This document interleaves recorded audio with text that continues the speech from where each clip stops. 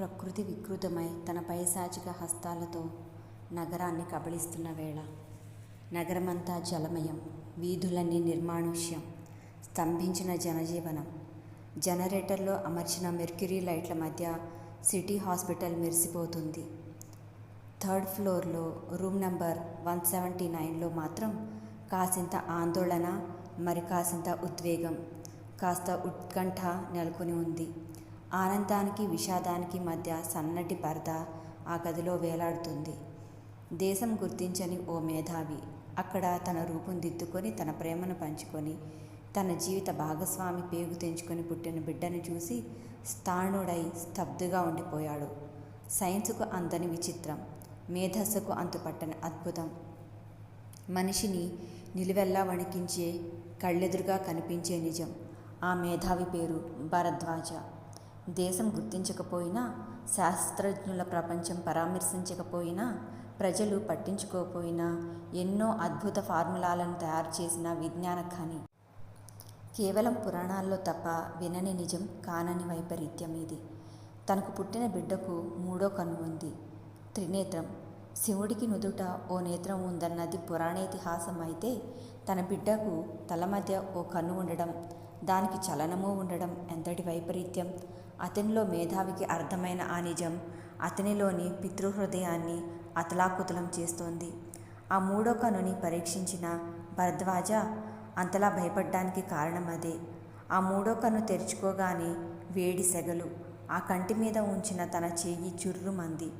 అతనిలోని సైంటిస్టుకు ఆ మరుక్షణం అర్థమైన నిజమొక్కటే, అదే అతన్ని భయపెడుతోంది. ఎలా ఉన్నాడండి మన బిడ్డ? విశాలిలో మాతృహృదయ తపన పొంగి పొర్లుతోంది. భార్య పిలుపుతో ఉలిక్కిపడ్డాడు భరద్వాజ. అతనిలో సైంటిస్ట్ తీవ్రంగా ఆలోచిస్తున్నాడు. భర్త మౌనం విశాలిని బాధించింది. బిడ్డని తనని కొని చేర్చుకొని ఆనందబాష్పాలు రాచవలసిన భర్త మౌనంగా ఉండడం సహించలేకపోయింది. ఏమిటండి, ఏం జరిగింది? భార్య ముఖంలోకి పరిశీలనలుగా చూశాడు. మానసికంగా, శారీరకంగా బాగా అలసిపోయింది. కళ్ళ కింద నల్ల చారికలు. విశాలి, బాబు మనకి అవసరమంటావా? ఏమండి? అది కోపమా, ఆశ్చర్యమో, బాధో తెలియని స్థితి. ఏ భార్య ఇలాంటి డైలాగ్ భర్త నుండి బహుశా వినదేమో. 9 నెలలు వాడికి నేను ఊపిరినై నిలిచానండి. 9 గంటలు నేనే బాధని బిగపట్టి జన్మనిచ్చానండి. మనిద్దరి ముద్దుల బిడ్డ అని మురిసిపోతున్న ఈ సమయంలో ఒక్క క్షణం విశాలి అంటూ లోపలికి వెళ్ళాడు. దేనికోసమో చాలాసేపు వెతికాడు. చివరికి దొరికింది. ఉల్లిపొరలాంటి కాగితం. భర్త చేస్తున్న పని వంక అయోమయంగా చూడడం మినహా ఏమీ చేయలేకపోయింది. ఆ ఉల్లిపొరలాంటి కాగితాన్ని బిడ్డ తల మీద పెట్టాడు. చూడు విశాలి, తల మధ్యలో ఉన్న వెంట్రుకలను పక్కకి జరిపాడు. అక్కడ సైన్స్ను సవాలు చేస్తూ ఓ నేత్రం, మూడవ నేత్రం, భస్మనేత్రం. కన్రెప్పలు మూసి ఉన్నాయి. ఒక్క క్షణం భయంగా కేక వేయబోయి బలవంతంగా ఆపుకుంది. మెల్లగా కన్రెప్పలు కదిలించసాగాడు. మెల్లమెల్లగా కంటి మీద ఉల్లిపొరలాంటి కాగితాన్ని పెట్టాడు. 1, 2, 3 నిమిషాలు, క్షణాలు భారంగా గడుస్తున్నాయి. విశాలిలో ఉద్వేగం, భయం రెండూ పరస్పర భావాలు. ఉల్లిపొర కాగితం కాలడం మొదలుపెట్టింది. మెల్లమెల్లగా కాలుతోంది. అది చూసి కెవ్వున కేకేసింది విశాలి. వెంటనే మిగిలిన కాగితాన్ని తీసి కింద వేశాడు. మొత్తం కాలి క్షణాల్లో బూడిదగా మారింది. ఏమిటండి ఇదంతా? అయోమయంగా అడిగింది విశాలి. నీ మాటల్లో చెప్పాలంటే శాపం. శాపం విశాలి. లేక బాబు పుడితే మనం ఆనందాన్ని పంచుకోవడం ఇష్టం లేక ఈ ప్రకృతి ఇచ్చిన శాపం. అంటే ఒక్కోసారి సైన్స్కు అందని అద్భుతాలు జరుగుతుంటాయి విశాలి. దాన్ని మనం ఛేదించే వరకు అది ఒక మిరాకిల్గా ఉండిపోతుంది. మన బాబుకున్న ఈ మూడవ నేత్రం మామూలు నేత్రం కాదు విశాలి, భస్మనేత్రం. భస్మనేత్రం. తనలో తనే కొనుక్కుంది విశాలి. అవును విశాలి, భస్మనేత్రమే. కొన్నింటికి లాజిక్లు, రీజనింగ్లు ఉండవు. వ్యక్తి శరీరంలో విద్యుత్ ప్రవహిస్తోంది. అతను మనల్ని తాకితే షాక్ తగులుతుంది. అలాంటిదే ఇది. వీడి శరీరంలో అంతుపట్టని శక్తివంతమైన విద్యుత్ ప్రవహిస్తుందని నా అనుమానం. అనుమానమే కాదు, నిజం కూడా. ఈ మూడో కన్ను తెరుచుకోగానే ఆ కంటి గుండా దృష్టి ప్రసరించే ప్రదేశమంతా భస్మం అవుతుంది. వీడిలో వయసు పెరిగే కొద్దీ భస్మం చేసే శక్తి, వేడి కంటికి పెరుగుతుంది. విద్రోహాల చేతుల్లో వీడిలాంటి వాళ్ళుంటే వాళ్ళు ప్రపంచాన్ని భస్మీపటలం చేస్తారు విశాలి. వీడి మెదడుని వశపరుచుకొని వీడితో ఎలాంటి పనులైనా చేయించవచ్చు. అయినా విశాలి, వీడు పెరిగే కొద్దీ మనకు సమస్యే. వీడి ఉనికి బయట ప్రపంచానికి తెలియకుండా పోదు. వీడిని అనుక్షణం మనం కాపాడుకోలేము. తప్పదు విశాలి, ఈ బిడ్డను మనం కాపాడుకోలేము. తప్పదు విశాలి, ఈ బిడ్డను మనం వదులుకోక తప్పదు. వీడు పెద్దయ్యాక సమాజానికి కాదు, వాడికి వాడే బరువవుతాడు. వాడి ప్రమేయం లేకుండా తెరుచుకునే వాడి నేత్రం ఏ క్షణం ఎవరిని భస్మం చేస్తుందో తెలియదు. అందుకే నేను నిర్ణయానికి వచ్చాను విశాలి. భరద్వాజ ఓ నిట్టూర్పు విడిచాడు. ఏ నిర్ణయం అండి? నూతిలో నుంచి వచ్చినట్టుంది ఆమె గొంతు. ఓ చెడు నిర్ణయాన్ని, నిజాన్ని జీర్ణించుకోలేకపోతోంది. మనకు బాబు పుట్టలేదనుకుందాం విశాలి. అంటే? పిచ్చిదానిలా అడిగింది విశాలి. కళ్ళు మూసుకున్నాడు భరద్వాజ. అతనికి తెలియకుండానే 2 కన్నీటి చుక్కలు అతని కనుకొనల్లో నుంచి నేల మీద రాలాయి. బాబును పాతిపెట్టేద్దాం. నో అని అరుపు ఆ గది గోడల మధ్య ప్రతిధ్వనించింది. వెంటనే పరుగున వెళ్ళి బిడ్డను తన పొత్తిళ్లలోకి తీసుకుంది. వీల్లేదు, నా బిడ్డను చంపేయడానికి నేను ఒప్పుకోను. ఏమండి, మీరు ఇంత పెద్ద సైంటిస్ట్, నా బిడ్డకున్న చిన్న లోపాన్ని సరిచేయలేరా? ఏడుస్తూ అంది. అక్కడ కొన్ని క్షణాలు శ్మశాన నిశ్శబ్దం. తుఫానుకు ముందు ఉండే ప్రశాంతత. బిడ్డను ఒళ్ళో పడుకోబెట్టుకుని ఏడుస్తోంది విశాలి. భరద్వాజ మాత్రం మౌనంగా స్తబ్దుగా ఉండిపోయాడు. అప్పటికే ఆయన నిర్ణయానికి వచ్చాడు. భరద్వాజకు తెలియదు వీళ్ల సంభాషణ అంతా 3వ వ్యక్తి విన్న విషయం. సాబ్ పగురుస్తూ వచ్చాడో అనుచరుడు. క్యాబే, ఏమైంది? కరింజిమా కంఠం కరుగ్గా ఉంది. ఆ సైంటిస్ట్ ఎక్కడున్నాడో తెలిసింది, ఆ అనుచరుడు సంతోషంతో చెప్పాడు. అచ్చా, ఎక్కడున్నాడు? కరంజియా తాపీగా అడిగాడు. చెప్పాడు అనుచరుడు. ఏం చేస్తున్నాడు? అతడికో కొడుకు పుట్టాడు అంటూ భరద్వాజ విశాలి మధ్య జరిగిన సంభాషణ అంతా చెప్పాడు. సభాష్, మంచి పని చేశావు, కరంజియా మెచ్చుకోలుగా అన్నాడు. ఫినిష్ చేద్దామా? అడిగాడు కుడిభుజమైన లల్లూరాం. వద్దు, అక్కడేం జరిగిందో అనుక్షణం గమనించండి. ఇప్పుడు మనకు భరద్వాజతో పని లేదు, వాడి బిడ్డతోనే పని. వికృతంగా నవ్వాడు కరంజియా. లల్లూరాం ఏదో మాట్లాడిపోయి ఆగిపోయాడు. కరంజియా ఒక నిర్ణయానికి వచ్చాడంటే అతనికి ఎదురు చెప్పే సాహసం ఎవరూ చేయరు. వాడిచ్చే ఆ ఫార్ములా కన్నా వీడి కొడుకే మనకు పెద్ద ఫార్ములా. పెద్ద గొంతుతో అన్నాడు. లల్లూరాం విన్నట్టుగా తలాడించాడు. ఎక్కడో పిడుగు పడింది. ఉలిక్కిపడి కళ్ళు తెరిచాడు భరద్వాజ. చాలా రాత్రయింది. విశాలి బిడ్డని గట్టిగా పట్టుకుని పడుకుంది. కొద్ది క్షణాల్లోనే ఉలికిపాటుతో కేక వేసింది. చేతి దగ్గర పొక్కు, తల మధ్యలో ఉన్న ఆ కన్ను టపటపా కొట్టుకుంటోంది. మొదటిసారిగా భయంగా బిడ్డ వైపు చూసింది. ఆ కన్ను మెల్లమెల్లగా మూసుకుంటోంది. భరద్వాజ భార్య దగ్గరికి వచ్చాడు. మోకాళ్ళ మీద కూర్చున్నాడు. ఏ నిర్ణయించుకున్నా విశాలి? సౌమ్యంగా అడిగాడు.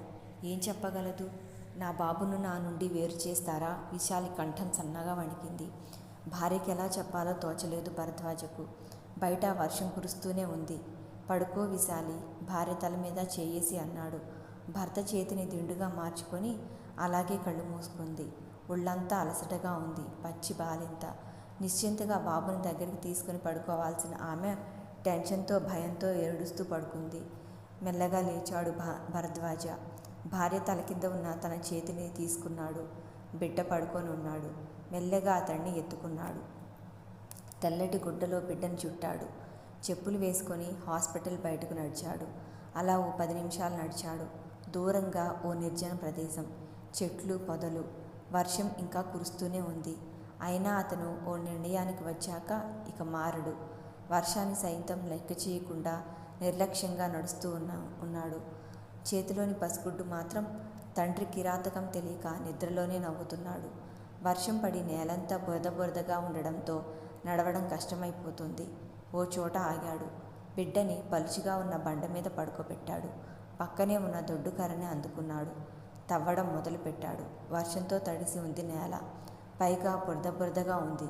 అంత వర్షంలోనూ చెమట్లు పడుతున్నాయి అతనికి. మట్టిని ఓవైపు తీస్తూనే తవ్వుతున్నాడు.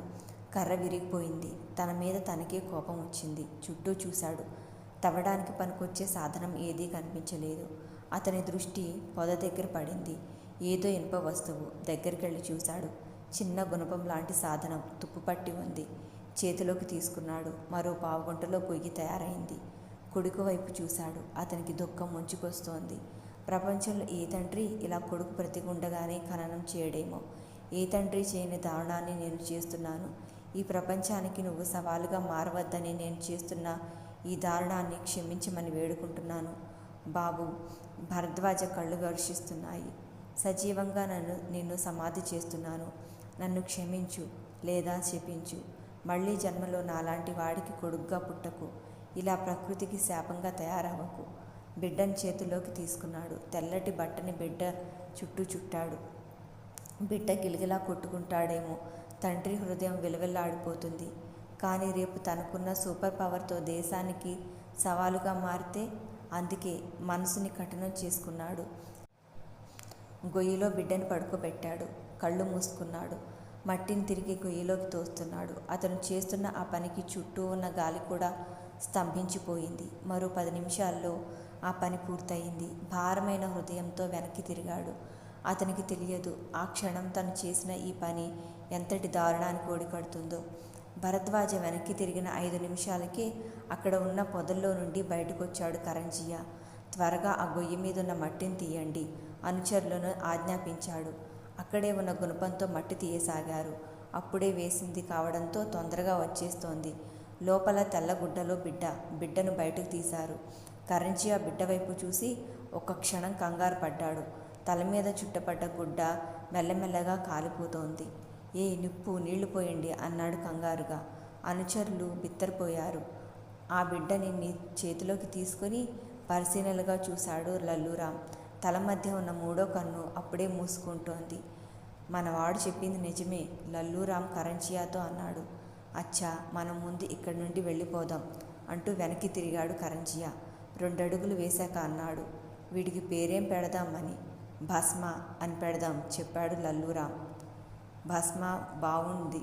నేను ప్రపంచాన్ని భస్మం చేయాలి అంటూ పెద్ద పెద్ద అడుగులతో ముందుకు కదిలాడు కరంజియా. అతనినప్పుడు చేయబోయే పని గురించి ఆలోచిస్తున్నాడు. గుమ్మంలో ఎదురుగా నిప్పులు చెరుగుతున్న కళ్ళతో నిలబడి ఉంది విశాలాక్షి. ఏడి ఎక్కడండి నా బాబు? చెప్పండి, చంపేశారా? గొంతు పూడుకుపోతోంది. మీకు ఇష్టం లేకపోతే చెప్పండి. నేను నా బాబు దూరంగా మీ నుండి చాలా దూరంగా వెళ్ళిపోతాం. నా బాబుని నాకిచ్చేయండి. హిస్టీరియా వచ్చిన దానిలా ఊగిపోతూ ఆవేశంగా అంది విశాలి. భరద్వాజకు తెలుసు ఇలాంటి అనుభవం ఎదురవుతుందని. విశాలి, కన్న ప్రేమ నీతో అలా మాట్లాడిస్తుంది. కానీ కన్న ప్రేమ కన్నా దేశభక్తి గొప్పది విశాలి. ఈరోజు మన దేశం చెక్కలు ముక్కలు అవుతే మళ్ళీ మన దేశాన్ని సుందర స్వప్నంగా మార్చుకోలేము. ఈరోజు కాకపోయినా రేపైనా ఈ ప్రపంచానికి సవాలుగా మారుతాడు మన బిడ్డ. భూమి మీద పడి కొన్ని గంటలైనా గడవక ముందే నీకు వాడి మీద ప్రేమ ఇంతలా మాట్లాడిస్తోంది. అదే కొన్ని సంవత్సరాలు పెంచితే ఆ తర్వాత నువ్వు వాడిని మర్చిపోగలవా? రేపు వాడి తీక్షణమైన చూపుతో నువ్వే పూర్తిగా మారుతావు. ఇలాంటి పరిస్థితిలో వాడిని పెంచి ఆ ప్రేమని చంపుకోలేక, అలా అని వాడిని వదులుకోలేక మనం ఉండగలమా? అందుకే విశాలాక్షి, కన్న ప్రేమను చంపుకొని బిడ్డను చంపుకోవడానికి సిద్ధపడ్డాను. మీ అంత విశాల హృదయం ఈ విశాలికి లేదండి. నాకు నా బిడ్డ ముఖ్యం. కానీ ఆ బిడ్డ రేపు నీ ప్రాణానికే ముప్పు తేవచ్చు. నా బిడ్డ నన్నే చంపేస్తాడు. అంతేగా. కుప్పలా కూలిపోయి ముఖాన్ని చేతుల్లో దాచుకుని ఎడవసాగింది. ప్లీజ్ విశాలి, నన్ను అర్థం చేసుకో ఆమెకు దగ్గరగా వెళ్ళి అన్నాడు. కనీసం నా బాబుని ఎక్కడ హత్య చేసి పాతిపెట్టారో చూపించండి ఏడుస్తూనే అంది. ఒక్క క్షణం చివుక్కుమంది భరద్వాజ మనసు. భార్యకు చూపిస్తే బలవంతంగా తిరిగి తెచ్చుకుంటుంది. ఈ పాటికి బిడ్డ ఊపిరి ఆగిపోయి ఉండవచ్చు. ఆ ఫీలింగ్ అతన్ని 1000 శూలాలతో గుచ్చినట్టయింది. ప్లీజ్ చూపించండి. అది కాదు విశాలి, ఇంకేం చెప్పొద్దు. కనీసం నా బిడ్డ శవాన్ని కోసుకు నోచుకోలేదా? సరే పద నిర్లిప్తంగా అన్నాడు. అలాగే వర్షంలో బయలుదేరింది. బాబును పాతిపెట్టిన ప్రదేశానికి వచ్చేసరికి 1/2 గంట పట్టింది. దారిలో మాటలు లేవు. ఇద్దరిలోనూ సంఘర్షణ. ఇద్దరికీ బాధగానే ఉంది. అయినా ఏమీ చేయలేని నిస్సహాయ పరిస్థితి. గొయ్యిని చూడగానే ఏదో అనుమానం వచ్చింది భరద్వాజకు. తాను పూడ్చిన గొయ్యిని మరెవరో తొలగించినట్టు పక్కనే ఉన్న తుప్పు పట్టిన పలుకు కోసం చూశాడు. కనిపించలేదు. తనిక్కడే వదిలేశాడా పలుకు? ఏదీ కనిపించదేం చుట్టూ వెతికాడు. దూరంగా కనిపించింది. వెళ్ళి తీసుకొచ్చి మట్టి తీసాగాడు. భరద్వాజ తవ్వుతుంటే విశాలి మట్టి తొలగించింది. మరో 10 నిమిషాల్లో మట్టి తీయడం పూర్తయింది. లోపల వీళ్లను వెక్కిరిస్తూ గొయ్యి ఖాళీగా కనిపించింది. ఒక్క క్షణం అలాగే నిలబడిపోయాడు భరద్వాజ. ఎక్కడండి నా బిడ్డ? విశాలి ఏడుస్తూ అడుగుతోంది. ఇందులోనే, ఇక్కడే పాతిపెట్టాను, తనలో తను గొణుగుతున్నట్టు అన్నాడు. అబద్ధం, మీరు కావాలనే చేశారు ఇదంతా. అసలు మీరు బాబుని ఇక్కడ పాతిపెట్టలేదు, ఏడుస్తోంది విశాలి. నన్ను నమ్ము విశాలి. నో, నేను నమ్మను. మిమ్మల్నే కాదు, ఈ ప్రపంచాన్నే నేను నమ్మను. భరద్వాజకు ఇదంతా అయోమయంగా ఉంది. ఇదెలా జరిగింది? ఎవరు తీసుకెళ్లారు? జంతువులు లాక్కెళ్ళడానికి వీల్లేదు. జంతువులు లాక్కెళ్తే మట్టిని తిరిగి పూడ్చళ్ళవు. ఖచ్చితంగా మనుషుల పని. ఎవరై ఉంటారు? భరద్వాజ తీవ్రంగా ఆలోచిస్తున్నాడు. అతనికి ఎదురుగా విశాలి కూర్చుని ఉంది. ఆమె చూపులన్నీ శూన్యంలోకి చూస్తున్నట్టు ఉన్నాయి. భార్యను ఓదార్చే ధైర్యం చేయలేకపోతున్నాడు. ఇప్పుడు భార్యను ఓదార్చడం కన్నా ముఖ్యమైంది తన బిడ్డ ఏమయ్యాడో తెలుసుకోవడం. తన దేశానికి, ఈ ప్రపంచానికి తన కొడుకు శాపంగా, సవాలుగా మారకూడదనుకున్నాడు. అయినా ప్రయోజనం లేకుండా పోయింది. ఎదురుగా విషాదాన్ని అణువణువు నింపుకొని భార్య. నో, తను వీటి గురించి ఆలోచిస్తూ తన విలువైన సమయాన్ని వృధా చేసుకోకూడదు. మళ్ళీ తన పరిశోధనలో మునిగిపోవాలి. అదే సమయంలో కొడుకు కోసం ప్రయత్నించాలి. విశాలి మనసు మాత్రం ఇవేమీ ఆలోచించడం లేదు. బిడ్డ చనిపోయాడన్నది మొదటి షాక్. ఆ తర్వాత అసలు కనిపించడం లేదన్నది పెద్ద షాక్. ఎంతైనా నవమాసాలు మోసి ప్రసవవేదన పడి జన్మనిచ్చిన తల్లి. అందుకే జరిగిన ఈ సంఘటనకు తట్టుకోలేకపోతోంది. ఎంతైనా నవమాసాలు మూసి ప్రసవ వేదన పడి జన్మనిచ్చిన తల్లి. అందుకే జరిగిన ఈ సంఘటనకు తట్టుకోలేకపోతోంది. డియర్ ఫ్రెండ్స్, కమాన్, ఎంజాయ్. మీ ఇష్టం వచ్చినట్టు తాగండి, తినండి, మజా చేసుకోండి, ఒళ్ళు మెరిచి ఆడుకోండి. ఖుషి ఎలా చేసుకుంటారో మీ ఇష్టం, కరణ్జియా అనౌన్స్ చేశాడు. అంతే, పెద్ద పెట్టున ఆనందోత్సాహాలు. ఈ ఆనందంలో పాలు పంచుకొనిది కరణ్జియా మాత్రం. టెంట్లో లోపలికి నడిచాడు. అతన్ని అనుసరించాడు లల్లూరామ్. లోపల పరుపు మీద పాకిస్తాన్ ఏజెంట్ ఖాన్, ఓ సైంటిస్ట్, పక్కనే బ్రీఫ్ కేస్ ఉంది. చెప్పండి ఖాన్ సాబ్, ఏమిటి విశేషాలు అన్నాడు కరణ్జియా. ఇప్పుడు విశేషాలు మీ దగ్గరే ఉన్నాయి అన్నాడు సైంటిస్ట్. అతని పేరు అగర్వాల్. అచ్చా, నవ్వాడు బాబు వైపు చూస్తూ కరణ్జియా. అవును కరణ్జియా సాబ్, ఈ పిల్లాడిలో సూపర్ పవర్స్ ఉన్నాయి. వీడి కంటికున్న శక్తి మామూలుది కాదు. దీని కారణాలు అన్వేషించడం కన్నా మనం ఉపయోగించుకుంటే ఎంతో ఉపయోగం. వీడిని మనం మన కంట్రోల్లో ఉంచుకోవాలి. మన పెదవుల కదలిక మీద ఆధారపడి ఉండాలి. వీడికి వయసు పెరిగే కొద్దీ శక్తి పెరుగుతుంది. వీడి కంట్లో మహావిద్యుత్ ఉంది. దాని శక్తి సామాన్యమైంది కాదు. కన్ను తెరిస్తే భస్మమైపోవడమే. కనీసం సాక్ష్యానికి శరీరం కూడా మిగలదు. వీడో అద్భుతం. సైన్స్ పరిభాషలో చెప్పాలంటే వీడో మిరాకిల్. అన్నట్టు వీడికి పేరేం పెట్టారు అడిగాడు అగర్వాల్. భస్మ, చెప్పాడు కరణ్జియా. భస్మనేత్రం తెరుచుకుంటోంది. టెంట్లో 4 వ్యక్తులు ఉన్నారు. సిటీ అవుట్స్కట్స్లో గుబురైన చెట్ల మధ్య ఆ టెంట్ ఉంది. టెంట్ మధ్య భాగంలో ఓ రౌండ్ టేబుల్ ఉంది. దాని చుట్టూ 4 కుర్చీలు ఉన్నాయి. టేబుల్ మీద క్యాండిల్ వెలుతురే ఆ టెంట్కు వెలుగునిస్తోంది. ఓ పక్క ఉన్న క్రాడిల్లో బాబు నిద్రపోతున్నాడు. లల్లూరామ్, కరణ్జియా, ఖాన్, సైంటిస్ట్ అగర్వాల్ సీరియస్గా ఆలోచనలో పడిపోయారు. లల్లూరామ్ కరణ్జియా కుడిభుజం. డబ్బు కోసం కన్న తల్లిని చంపడానికి కూడా వెనకాడని క్రూరుడతను. కరణ్జియాకు నమ్మిన బంటులా పనిచేసే లల్లూరామ్ బ్రహ్మచారి. ఎప్పుడో ప్రమాదంలో తాను చనిపోతాడో తెలియక పెళ్లి చేసుకోలేదు. అగర్వాల్ సైంటిస్ట్. అతని ప్రయోగాలు కేవలం డబ్బు కోసమే. డబ్బు వెదజల్లి పరపతిని పడంగా పెట్టి తన తెలివితేటలను ప్రమోట్ చేసుకునే మనస్తత్వం. ఖాన్ పాకిస్తాన్ ఏజెంట్. భారతదేశాన్ని అల్లకల్లోలం చేయాలని, మేధావులను తమకు అనుకూలంగా మార్చుకోవాలనే తలంపుతో పాకిస్తాన్ కుయుక్తితో అతన్ని ఇండియాకు పంపించింది. పాకిస్తాన్ నుంచి ఇండియా రాగానే కరణ్జియాను కాంటాక్ట్ చేశాడు. ఖాన్. ఇద్దరి మధ్య ఓ ఒప్పందం కుదిరింది. ఆ ఒప్పందం ప్రకారం దేశంలోని ప్రముఖ సైంటిస్టులను ట్రాప్ చేయడం, అమ్మాయిలు వాళ్లను తమ వైపు తిప్పుకోవడం కరణ్జియా చేయాల్సిన పని. ప్రముఖ సైంటిస్టుల లిస్టు తయారు చేసి వాళ్లతో బేరసారాలు సాగించాడు కరణ్జియా. కొందరు డబ్బులకు లొంగారు, మరికొందరు భయంతో అతని దారికొచ్చారు. ఇంకొందరు అమ్మాయిలను చూసి అమ్మాయిలు మత్తులో పడేలా చేసి వాటిని వీడియోలోకి ఎక్కించి బ్లాక్మెయిల్ చేసి తన వైపుకు తిప్పుకున్నాడు. వెతికి లొంగని ఒకే ఒక వ్యక్తి భరద్వాజ. అందుకే అతన్ని ప్రభుత్వం గుర్తించలేదేమో. తన థీసిస్ని, ఫార్ములాలను ఎప్పుడూ ఇతరులు అమ్ముకోవాలని చూడలేదు. తను నమ్మిన దాన్ని దేశం కోసమే ఉపయోగించాలని అతని మనస్తత్వానికి కొందరు సహా మేధావులు అడ్డు తగిలారు. క్రీడాకారులు ఆటల్లో అలసిపోకుండా స్టెరాయిడ్స్ వాడినట్టు యుద్ధంలో సైనికులు అలసిపోకుండా ఒక రకమైన కెమికల్ ఫార్ములా కనిపెట్టాడు భరద్వాజ. ఆ విషయం తెలిసిన పాకిస్తాన్ ఖాన్ని వెంటనే భరద్వాజ్ను ట్రాప్ చేయమని పంపించింది. కరంజియా సాయం కోరాడు ఖాన్. కరంజియా డబ్బు ఆశ చూపించాడు. అమ్మాయిల వల విసిరాడు. కానీ భరద్వాజ్ చలించలేదు. చివరి అస్త్రంగా లల్లురాంని ప్రయోగించాడు. లల్లురాం ఇలాంటి విషయాల్లో స్పెషలిస్ట్. దాదాగిరి చేయడం, విధ్వంసం సృష్టించడం అతనికి వెనతో పెట్టిన విద్య. అతనికి సెంటిమెంట్స్ లేవు. నిర్దాక్షిణ్యంగా స్కూల్ వ్యాన్లో పాము పెట్టి పేల్చిన క్రిమినల్ హిస్టరీ అతనికి ఉంది. లల్లురాం భరద్వాజ ఇంటి మీద అటాక్ చేశాడు. అదే సమయంలో ఆ విషయాన్ని పసిగట్టిన భరద్వాజ నిండు గర్భిణిగా ఉన్న తన భార్యతో సహా పారిపోయాడు. తర్వాత సిటీ హాస్పిటల్లో ఉన్నట్టు తెలిసింది. తీరా అక్కడికి వెళ్ళాక భరద్వాజ భార్య ఓ బిడ్డను ప్రసవించింది. ఆ బిడ్డకు 3వ కన్ను ఉందని, దానికి అపారమైన శక్తి ఉందని భరద్వాజ మాటల్లోనే తెలిసింది. దేశ శ్రేయస్సు కోసం తన బిడ్డను కూడా చంపడానికి సిద్ధపడి భరద్వాజ బిడ్డని పాతిపెట్టాడు. కొన ప్రాణాలతో ఉన్న బిడ్డని కరంజియా గొయ్యిలో నుంచి తీసుకొచ్చి ప్రాథమిక చికిత్స చేశాడు.